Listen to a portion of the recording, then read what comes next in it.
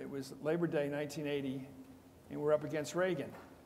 And he had won the Republican nomination, and Jimmy Carter was trying to hold together the Democratic coalition, so he'd gone down south, his homeland, and had given that speech at Tuscumbia, Alabama, a big picnic with a huge crowd there. And the idea was to really, I wrote that, was to try to sell them on his accomplishment at Camp David, that he had really brought together the Middle East. He brought Anwar Sadat and Begin together and talked about how he'd taken them up to the battlefield at Gettysburg and shown them how we had our own division. And the idea was to show that America knew what it was talking about when it came to strife and real human loss. I mean, we lost 600,000 people in that war.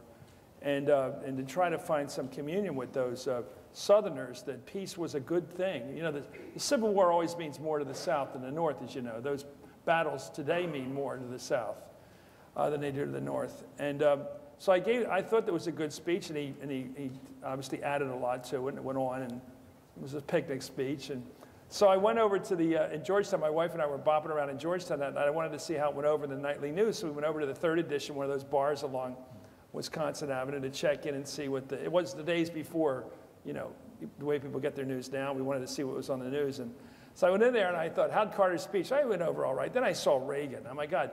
Reagan was in shirt sleeves, standing on a flat in New Jersey that nobody had paid attention to before Mike Deaver discovered it, which just happened to have the Statue of Liberty behind it. Long before Lee Iacocca, he discovered the iconic value of the Statue of Liberty to immigrant Americans.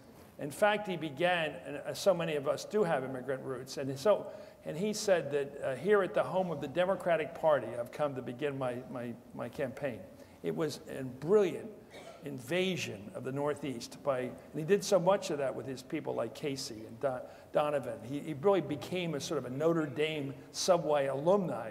I mean, he really played it brilliant, as if he had actually gone to Notre Dame instead of playing the Gipper. And it was all in one wonderful speech.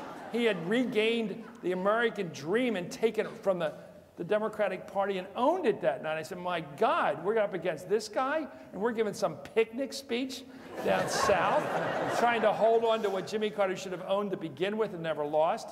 And here's this guy, a brilliant speech. So I think we knew what we were up against. I mean, Reagan was cinematic. And we'll always try to figure out how deep it all went. It obviously went deeper than the critics said at the time. But my God, he knew how to, the combination of he and Deaver and them, the way they figured it out and how they really grabbed the American spirit in that campaign. Right. It was something to compete with.